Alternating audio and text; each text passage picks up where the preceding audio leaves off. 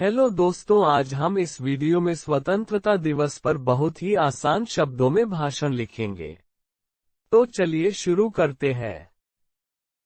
माननीय अध्यक्ष महोदय, सभी गुरुजन और यहाँ पधारे हुए अतिथि गणों को मेरा सादर प्रणाम। आज मैं आजादी के 75वें स्वर्णिम महोत्सव पर अपने विचार प्रकट करने जा रहा हूँ।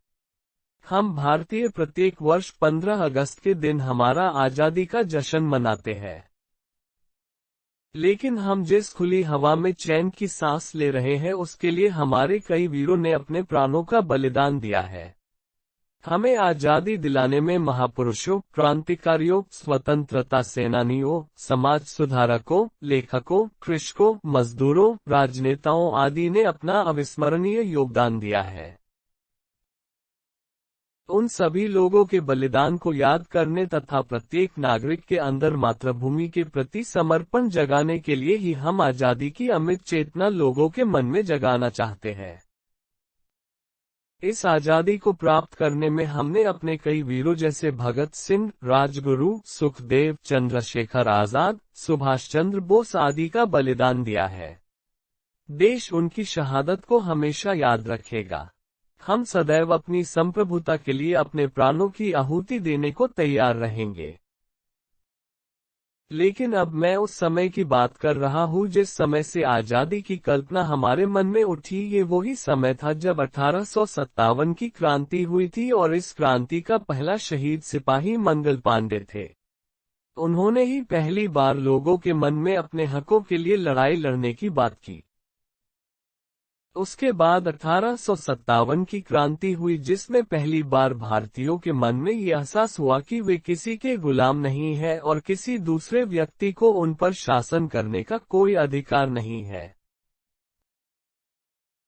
इस समय झांसी की रानी लक्ष्मीबाई, तांतया टोपे, ठाकुर कुंवर सिंह आदि ने क्रांति में अपना योगदान दिया और लोगों के एक बड़े समूह को अंग्रेजों के विरुद्ध लाकर खड़ा कर दिया। हालांकि हम इस क्रांति में पूर्णतः सफल रहे और अब हम पर अंग्रेजों का पहले से भी ज्यादा अधिकार हो गया।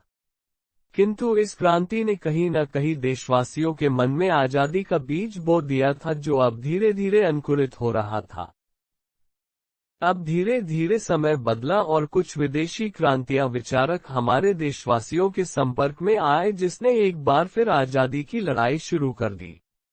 लेकिन इस बार आजादी की बागडोर हमारे राष्ट्रपिता महात्मा गांधी जी ने अपने हाथों में ली।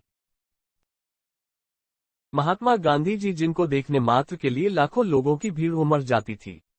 वे अहिंसा के पुजारी थे और उनका विश्वास था कि जब अहिंसा के द्वारा ही हम आजादी प्राप्त कर सकते हैं तो फिर हमें किसी प्रकार की हिंसा का सहारा क्यों लेना चाहिए। महात्मा गांधी जी ने देश की आजादी के लिए कई आंदोलन चलाए जैसे सविनय अवज्ञा आंदोलन, खिलाफत आंदोलन, करो या मरो आंदोलन आदि। देश की आजादी के लिए वे कई बार जेल भी गए। महात्मा गांधी जी के साथ में ही जवाहरलाल नेहरू, वल्लभ भाई पटेल, विनोबा भावे, गोपाल कृष्ण गोखले आदि ने भी इस लंबे समय तक चलने वाले संघर्ष में अपना योगदान दिया।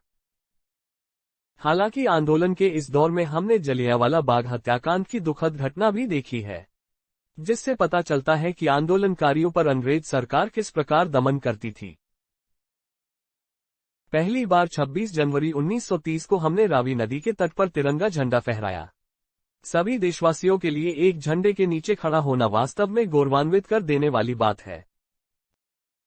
लेकिन हमारे राष्ट्र निर्माताओं ने हमें केवल आजादी दिलाने का ही सपना नहीं देखा बल्कि अब वे एक सुदृढ़ राष्ट्र के निर्माण का भी सपना देखने लगे और संविधान के निर्माण की प्रक्रिया भी आरंभ कर दी। अब वो दिन आ गया था जिसका हमें वर्षों से इंतजार था और वो दिन 15 अगस्त 1947 का दिन था जिस दिन हमने आजादी प्राप्त की। अब सभी देशवासियों का प्रतीक तिरंगा झंडा बन गया था। लेकिन दोस्तों, अब मैं कुछ बात आजादी की भी करना चाहता हूँ। आजादी क्या है? हमें आजादी के लिए संघर्ष क्यों करना चाहिए? आजादी के विचारों की शुरुआत कहाँ से हुई? ये सभी विषय आप सबके भी मन में होंगे। तो अब मैं अपने पहले सवाल का जवाब दे रहा हूँ। आजादी क्या है? दोस्तों, आजादी व्यक्ति के पूर्णतः स्वतंत्र या बंधनों से मुक्त होने का नाम नहीं है, बल्कि आजादी वह स्थिति है जिसमें एक व्यक्ति की स्वतंत्रता दूसरे व्यक्ति को हानि ना पहुंचाए। और सही मायनों में आजादी का महत्व तभी है जब सभी के लिए एक समान कानून हो, अमीर गरीब के लिए कोई भेदभाव न हो, जहां धर्मों का बंटवारा न हो। लेकिन आज हमें ही अपने आप से पूछना चाहिए कि क्या हमारे देश में आज आजादी के 75 साल बाद भी ऐसी स्थिति है।